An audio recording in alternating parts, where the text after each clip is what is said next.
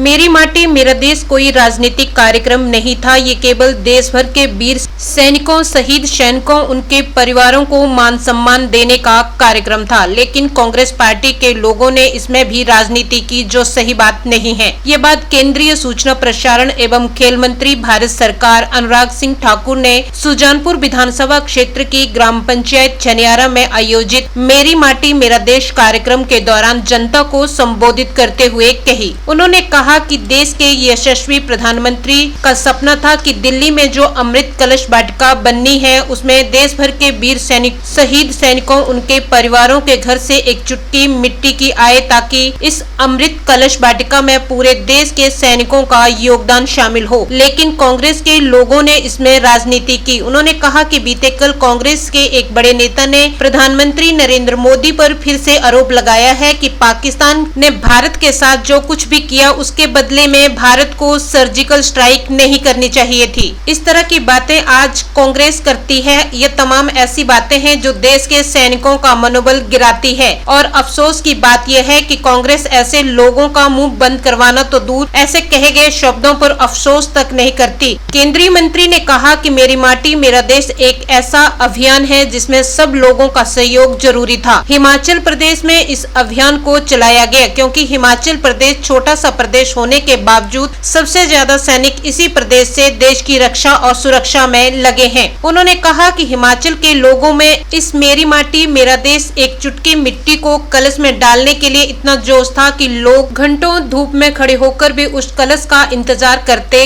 थे। इस अभियान के अंतर्गत देश भर की पंचायतों में उस पंचायत के स्वतंत्रता सेनानियों का नाम सुनहरे शब्दों में लिखा गया। 75 वृक्ष लगाकर अमृत वाटिका बनाई जाएगी। ये सब कुछ मेरी माटी मेरा देश कार्यक्रम के अंतर्गत हुआ। उन्होंने कहा कि आज सुजानपुर विधानसभा क्षेत्र के जिस स्थान पर यह कार्यक्रम हो रहा है, यहाँ उमड़ी जनता को देखकर, विशेष रूप से सैनिक परिवारों को देखकर दिल गदगद हो उठा। भी कम पड़ गई, लेकिन जोश में कोई कमी नहीं आई।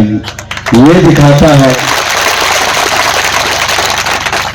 और आखिर हो भी क्यों ना, जो कार्यक्रम ही स्वतंत्रता सेनानियों के लिए और वीर बलिदानियों के लिए, उस कार्यक्रम में तो हिमाचल के लोग कभी पीछे रह ही नहीं सकते। और विशेष तौर पर जिला हमीरपुर से आज मैं देख रहा था, एक के बाद दूसरा पूर्व सैनिक दिखता है, तो दूसरी ओर शहीद परिवारों से आई हुई वो मातृशक्ति भी थी, वो मेरे भाई भी थे जिन्होंने अपने परिवारजनों को खोया है।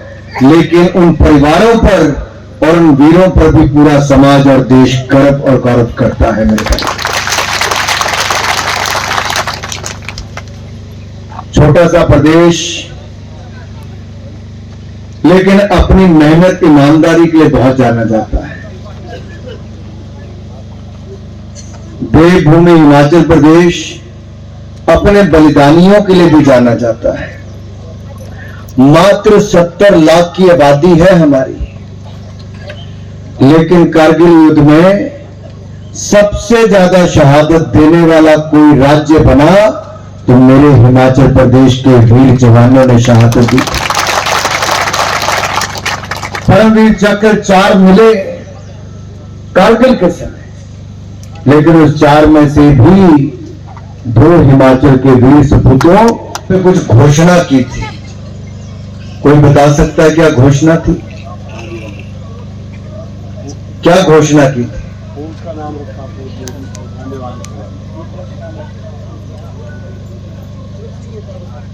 कोई? देखिए, हमारी बड़ी से बड़ी मांग होती थी तो शहीद के नाम पे कभी सड़क बना दो या गेट बना दो या उनकी प्रतिमा लगा दो। नरेंद्र मोदी जी ने तो द्वीप के नाम भी हमारे परमवीर चक्र विजेताओं के नाम पे रखे हैं। 21 द्वीपों के नाम, एक एक आइलैंड का नाम, जैसे मेजर सोमनाथ शर्मा से लेके captain Vikram Batra, rifleman Sanjay Kumar, colonel Thapa तक, ये मोदी जी ने रखे। देश में 21 परमवीर चक्र विजेता हुए और 21 में से 4 हिमाचल प्रदेश के वीर सैनिक हैं। और यहां तक उस समय के मुख्यमंत्री ने कहा कि गोली भी चल सकती, आतंकवादी हमला भी कर सकते, मत आओ। मैंने कहा मैं वीर भूमि हिमाचल प्रदेश का हूं, रुकने वाला नहीं, आकर ही रहूंगा तिरंगा झंडा लेकर। मित्रों, फर्क तब और अब से इतना पड़ा कि तब तिरंगे को रौंद दिया जाता था, फाड़ दिया जाता था।